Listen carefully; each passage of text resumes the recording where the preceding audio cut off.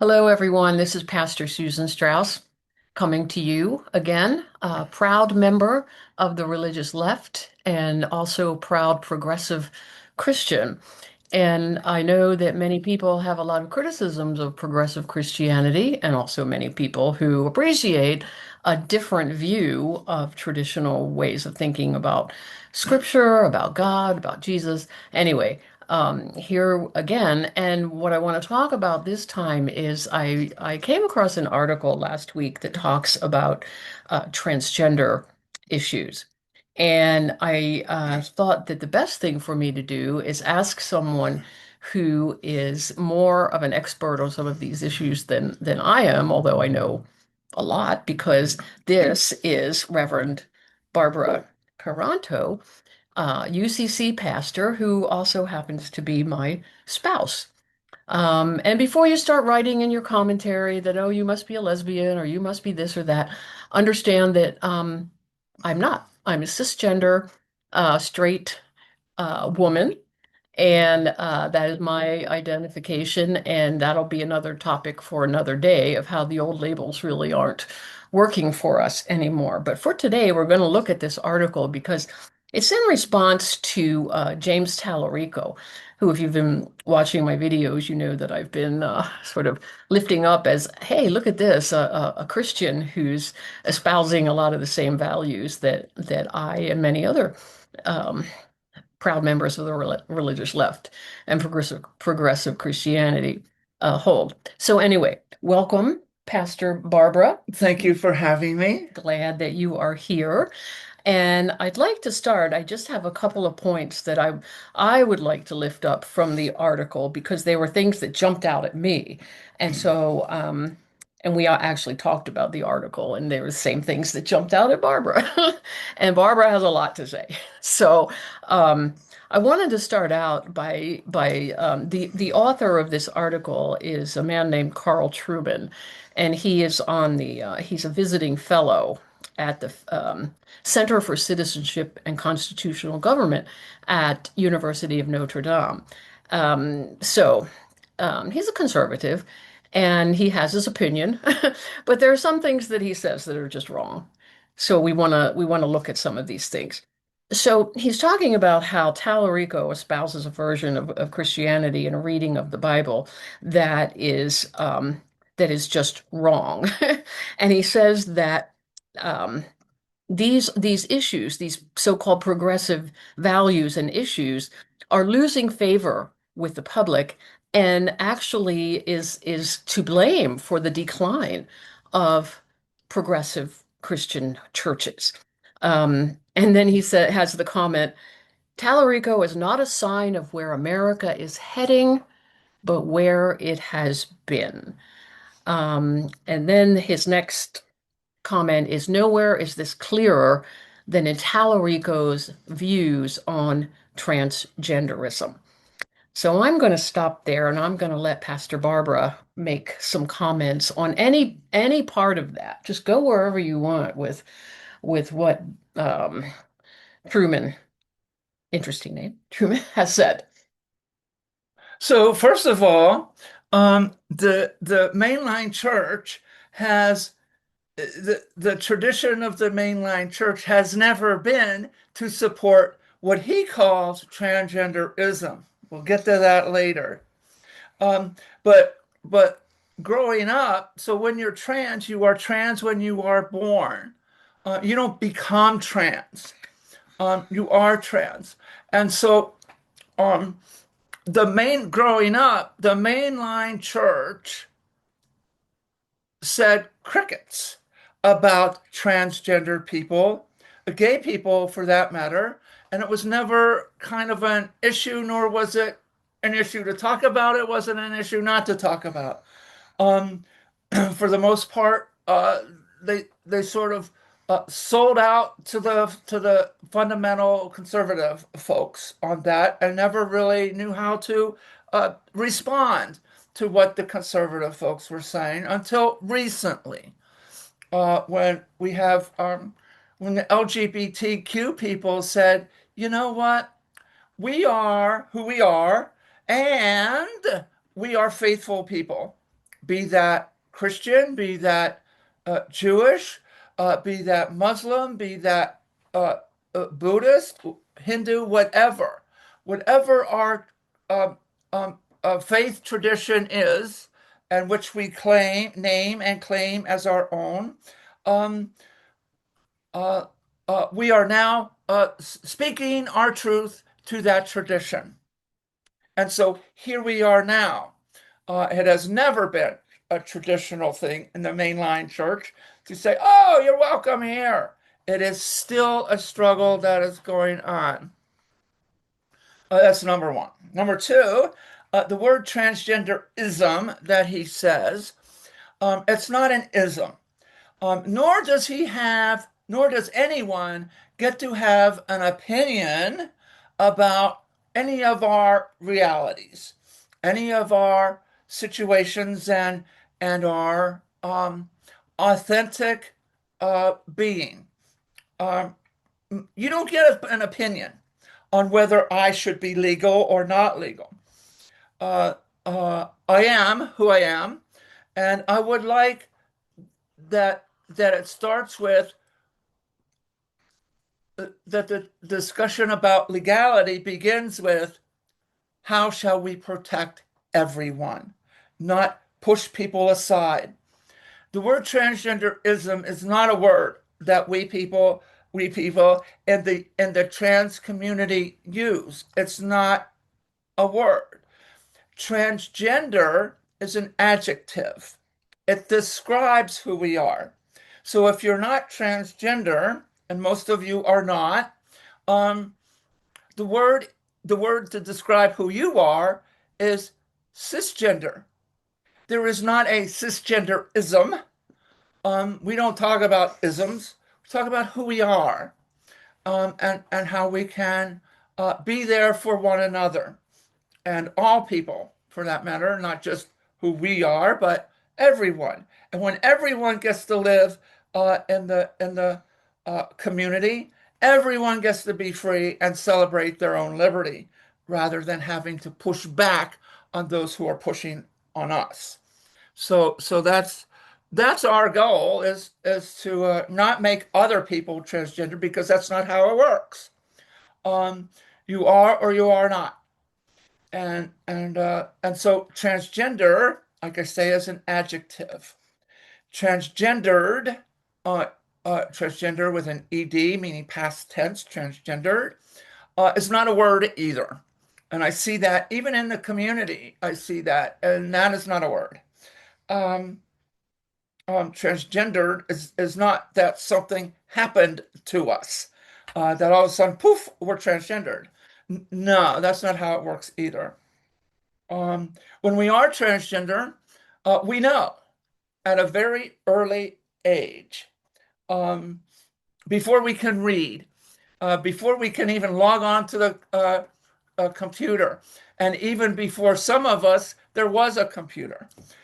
So we knew at a very early age, but didn't have the vocabulary. Of course, at 4 or 5 years old, you don't have a vocabulary for much at all anyway. So let alone who it is that you are. But as an adult, we move into that space, and we can put words to it who it is, to what it is that we are experiencing within ourselves. So we are transgender. Um, just like an apple is red or it's green or it's yellow, you describe the apple that way. Um, we are transgender people. So maybe this is a good place to bring in the next point that he taught. First he's bringing Christianity into this. He's speaking as a Christian, and he says that Christianity makes certain claims about what it means to be human. We are created in God's image, and I think we would absolutely agree with that. But then he goes on to say, and we're made as man and woman. And now he's starting to get into that way of thinking. Um, but then he says, it makes no sense to say that someone is a woman trapped inside a man's body. And I know Barbara's going to say something about that, but I think The next phrase that he says, indeed, such a claim can be seen as reflecting a deep misogyny. Now, if you listen to me at all, you know that I have a goal of dismantling the patriarchy and addressing misogyny. So, for a man to tell me that a way that I think about something is deep misogyny, I take issue with that. So, I'm going to turn it over to Barbara now before I start to fume a little bit more. Wait, what was the first thing we said? To say that a woman trapped in No, by back here. We are created in God's image. Let's look at that. Go back into chapter 2 and 3 of Genesis, and look how many times that God created us, male and female, in the image of God, in God's own image. That the image of God is male and female, not male or female. Um, but the biblical claim is that God is both, not one, not the other, both. Male and female is the image of God, in whose image that we were made. And some of us carry that image, not as totally female, not as totally male, but as both. More, really, more in the image of God than the separation of cisgender people into their binary boxes of female and male. Also, if you look at the narrative of Adam and Adam's side, it doesn't really say a bone. What the biblical story is actually saying is that there was a kind of the man kind of God took something out of the first human because he wasn't male yet until this um, uh, change in the person's body happened, and became a woman. And that's when you have male and female. And that within the the one body, Adam, which means earth creature rather than man, it's earth creature.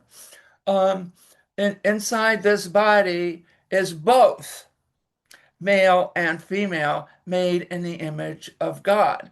And to create the binary, it had to be separated, as and to be a helper, so that the woman is a helper in as much as God is a helper then to this earth creature we call Adam. now this Okay. being not, I'm sorry. No, Can go I just ahead. bring in this issue of non-binary because that's something that people have been fussing about too, and including in this article that he's upset with Talarico for saying, quoting, saying that God is non-binary. Do you want to address that? Oh, well, in the Christian tradition, well, so far we've got the old Hebrew understanding of God, um, and who that is, and it's valid. We're plugging into the validity of all of this, so that God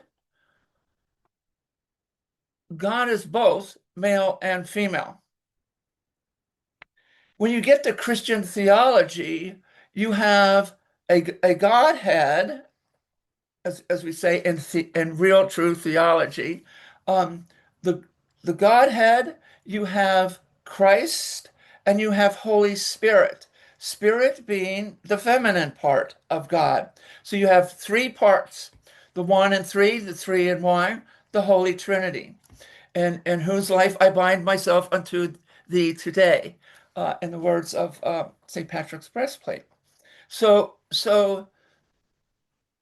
you have three parts at least to God that Christianity claims: God, Son, Holy Spirit, male, female, Son of God, and then Spirit, that is female. Spirit means breath, it means spirit, it means wisdom, it means understanding.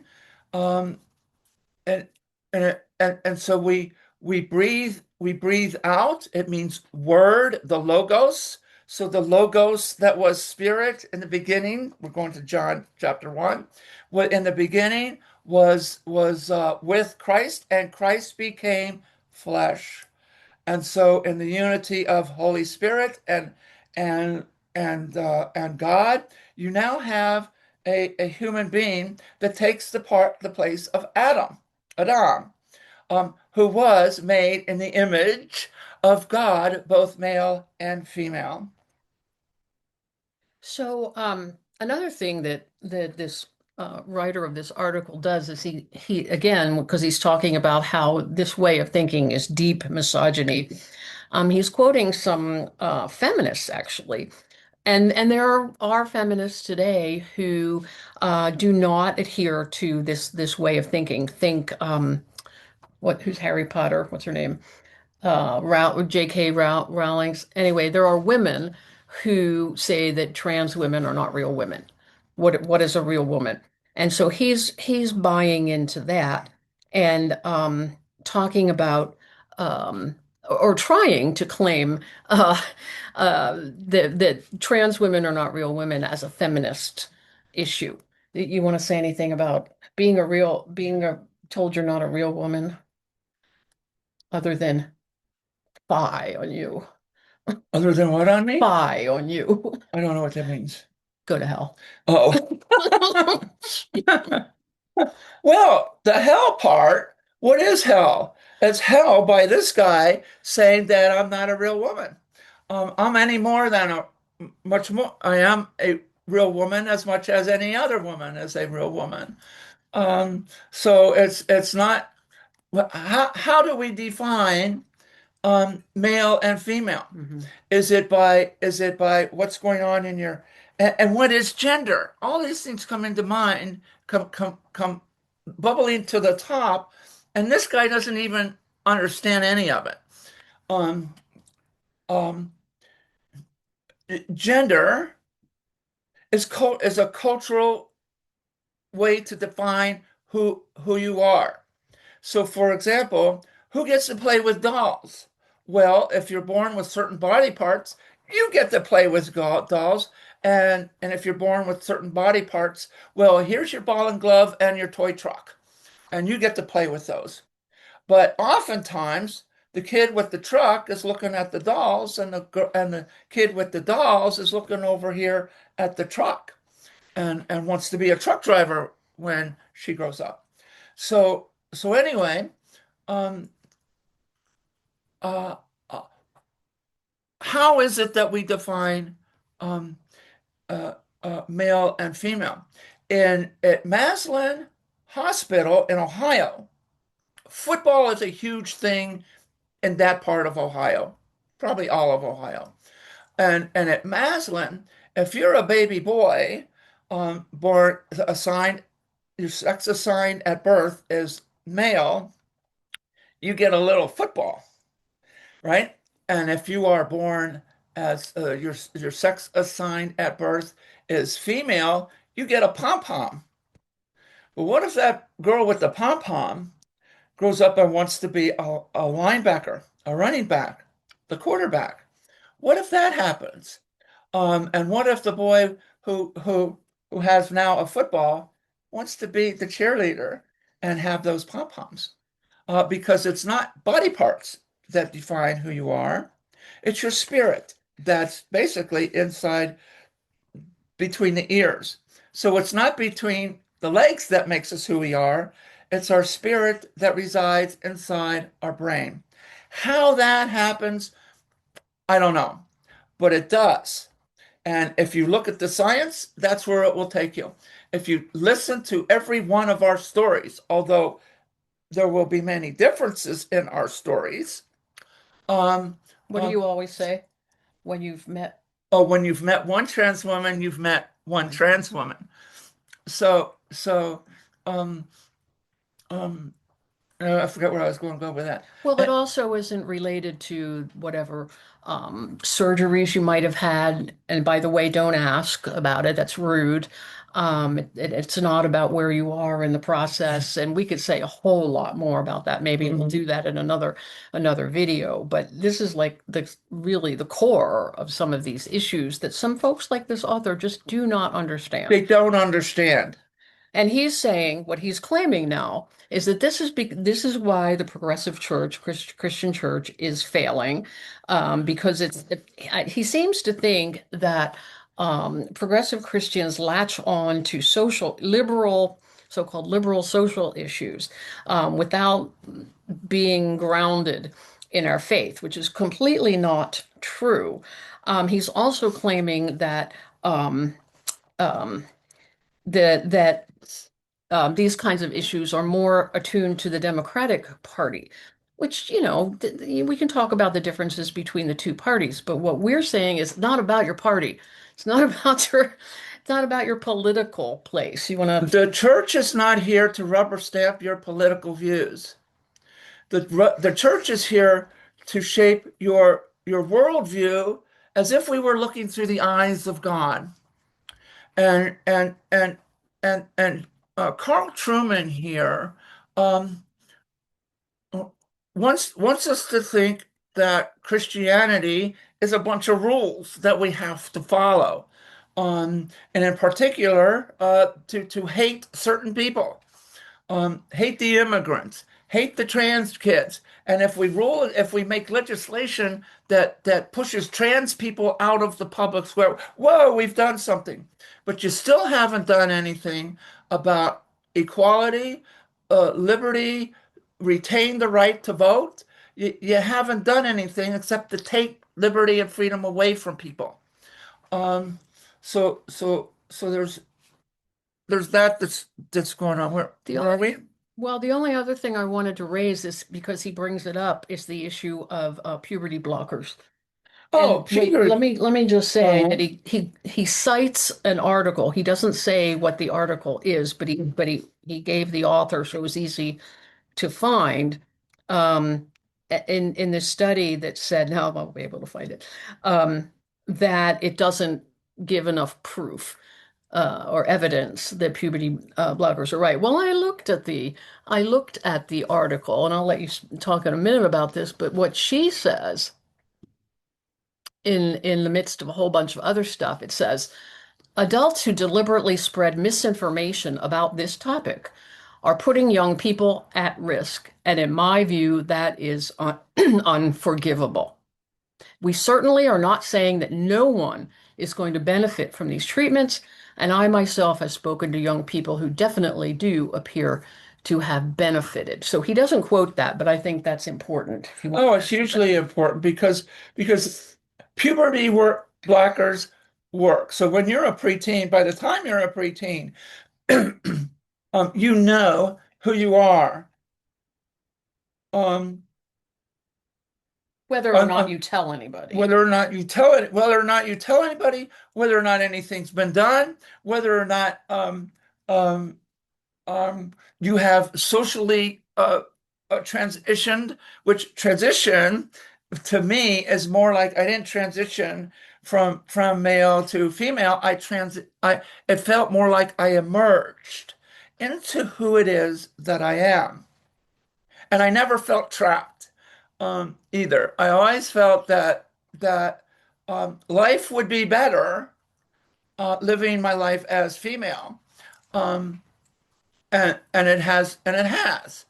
Um, so so where were you asked a question about Puberty blockers. puberty blockers? So when you're 12, um, say right before puberty kicks in, you get the if you wait till puberty kicks in, now if you were born, if your sex assigned at birth was male, now you've got a deep voice.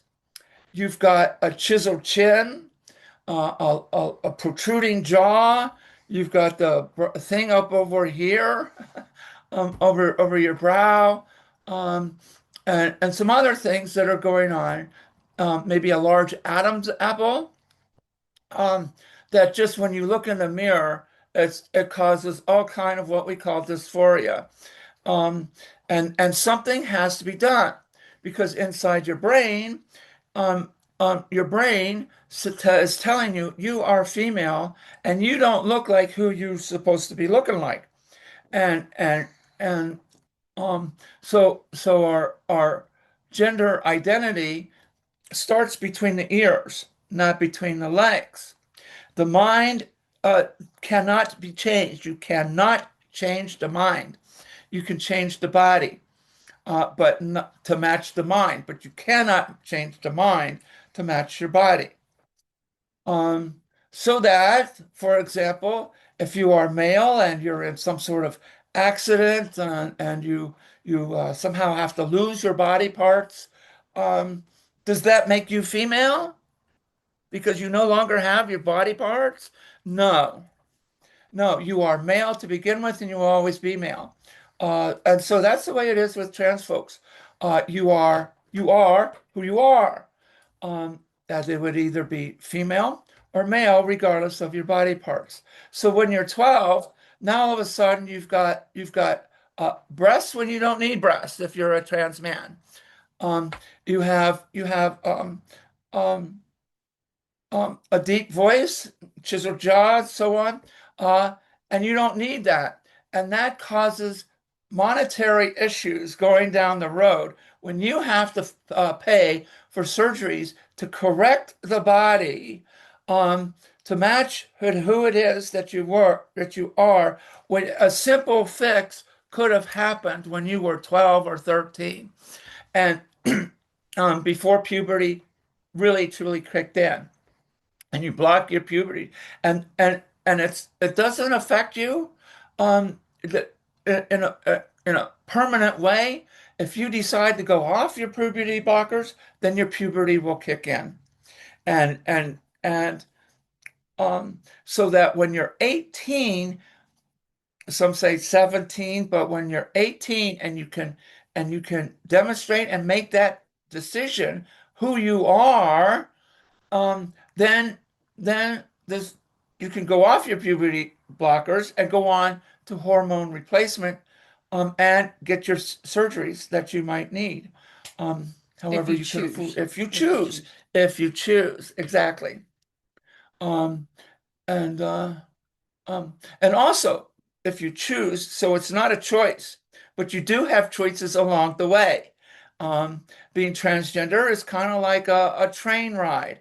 You get on the train and you can take the express all the way to the end, or you can take the local and you can get off at this station and just stay there for a while.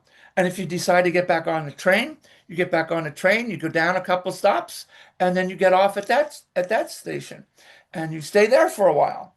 And whatever it is that you decide you can do with what you have in that moment.